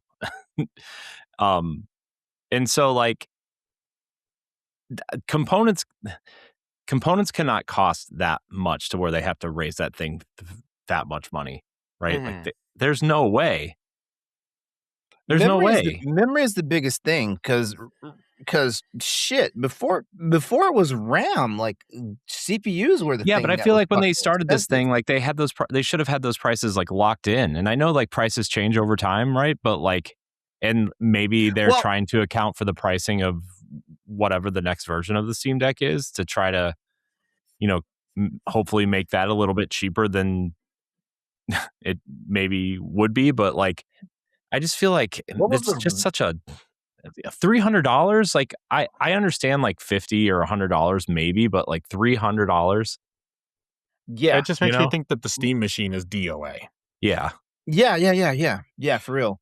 But Because my thing is, what I was reading was people with knowledge of the Steam Deck specs and the speculative pricing say that this pricing of the Steam Deck is not what the Steam machine is going to cost more than that, and that was before this bump.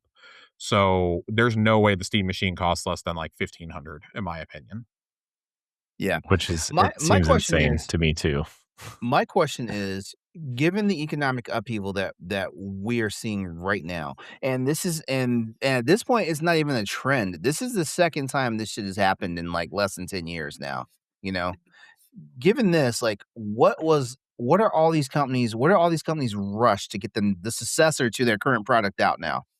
hmm What is the rush? Like, if anything, you need to be sitting back and sinking more time I in mean, R&D. the rush is their place in line for these components now. That's the rush now.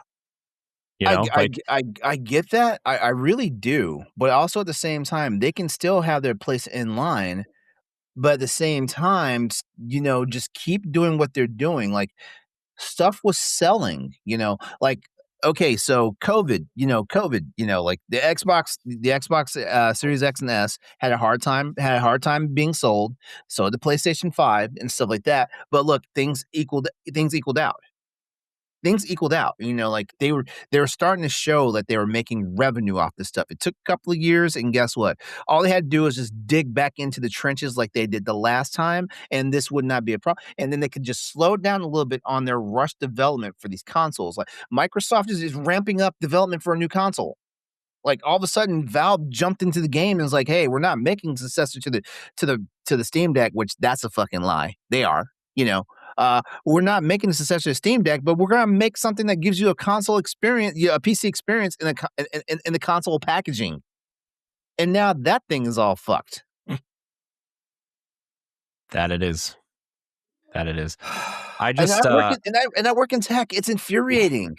I just, man, now I'm just like, I I wanted some sort of handheld, right? Like I really did want some sort of handheld, and I was actually like gearing up to figure out which one I was gonna buy this year, right? Like, would it be a ROG Ally or would it be a Steam Deck? And like, I think based on just the price on the Steam Deck now, right? And I got the some bad news for you, Corey. what, LeRon? What do you want? My roommate is taking ownership of my old ROG Ally. He's he saw me playing Pragmata. He was just like, I want to play. I mean, that's fine. I'll just get my own. But like I now with like this resurgence of Xbox and really trying to like figure out what that looks like. I mean, I kind of feel like the ROG Ally, whatever's next, right? Like, I don't want these AR glasses, but what if they sell one without them, or like if I had to go backwards and get one, you know, maybe Bro, that's the just play. just go to eBay or just go to Best Buy and find an open box ROG Ally X, not an Xbox Ally, a ROG Ally X. Yeah, Trust me. Like every game that I want to play on my ROG Ally X has is I'm just not gonna been the print most. this sticker out. I'm just gonna print this little Xbox sticker out and put it on the ROG button. You're not gonna have that fifth button though. So like, what are you gonna do? Oh no. Oh, You want Xbox branding so bad that you'll counterfeit it. hey man, I just wanted the match, man. I love you, man. I love you. I know. It's not going to be Who an doesn't? Xbox. It's going to be an X Cube. Oh, An God. X Cube. Oh man, did you see the people flipping out about that Microsoft thing yesterday? And they had something they're coming out with looks like the top of an Xbox Series X, but in the lower right hand corner it has the Windows logo. No. But it turned out to be some sort of like fancy Surface Hub or something. No. Yeah, it has like it's literally like a Surface Hub for like USB Hmm. ports and HDMI ports and stuff. Weird. Tom Warren retweeted it out yesterday. He's like, "What's this?" And it was like the top. It's literally the top of the Xbox Series X. But whatever. Who cares? Not I. Anyways, you know what I do care about? I care about bedtime. And that's where we're all headed. We're wrapping? Yeah, Wow. We're wrapping. We've been going for almost 2 hours. No, I know. Look, get it. It feels like we keep recharging ourselves. You know, it's like because Josh is here and we actually started on time tonight. Those are two very big this was factors. A fun night. This was a fun night. It was a good night. Josh, glad you could join us. Always. Enjoy yourself tomorrow night. Don't do anything I wouldn't do. I am going to enjoy myself tomorrow night, and then a weekend of showcases awaits. Yes, yes, it does. Friday is Summer Game Fest, and then Sunday is my personal favorite showcase of the year, the Xbox Direct, followed by the Gears showcase. I'm so excited to see what they're going to show us for Gears. Yeah, very excited. Make sure that's going to be an open world game, isn't it? I hope not, but it would make sense if it was. Yeah, like Jacinto might be like the centerpiece, and you can explore all of it, and like kind of. I'm what they tried excited to do see with what 5. Coalition is cooking. Yep. Yeah. Me too. Yep. Me too. Yeah. Well, LeRon, Josh, happy birthday to you both. Thank you. Hope you get everything you want from. I'm about to go eat some cake. The birthday fairy. I mean, real cake, not. I'm gonna pretend that didn't happen. Not the slaying cake. LeRon's going to lick the icing if you know what I'm going to mean. bed because I have to be at work in the morning. On my birthday, I have to be at work. Yeah, I worked today for my birthday, but you know what? It didn't make any sense to take a day off on a Wednesday and then have to go back to work Thursday and Friday. It's true. That's true. Because I'm not trying to use paid time off to just take the rest of the week off. Oh, I feel that. I was not about to take a Thursday off and then have to clock back in on a Friday. Exactly. It makes zero sense. Like, nah, I'm good. I'll take that 3-day weekend though. It's like, LeRon, did I tell you I put in bereavement time for next week?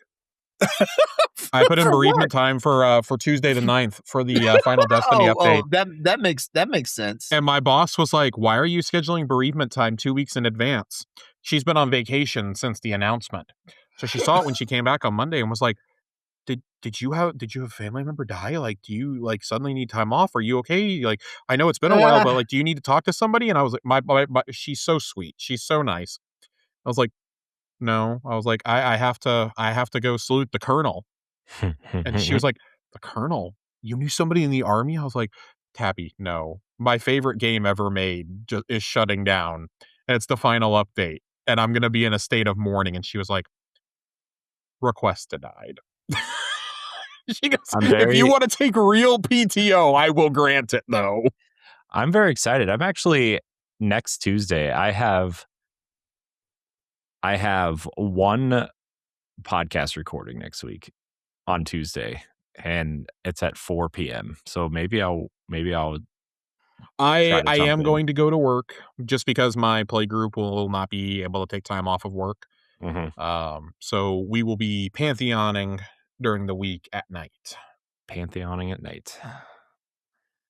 Speaking of Pantheon, by the time you're listening to this, 70mm IMAX tickets for the Odyssey will be on sale. Ooh. Because I have my alarm set for tomorrow morning to buy those tickets. Nice. As a birthday present from me to me. All right. I have a meeting. I scheduled a meeting in Microsoft Teams, so I won't forget. It says meeting with client. Nice. My client is the Cinemark 17 in North Dallas. Well, I'm scheduling a meeting with my pillow right now. So everybody out there, remember you can support us on Patreon, patreon.com/Boss Rush Network. You can check out our family of podcasts, including Xbox Casuals and Nintendo Power Block and all the other 7,000 different things that we do that I forget all the time. BossRush.net for all of our content. You can check out a breakdown of the state of play over there as well if you want. Tell us what you're excited for in the comments. A little call to action, as they say. Anyways, everybody out there, thank you so much for watching and listening. Until next time, we love you. Goodbye. So long.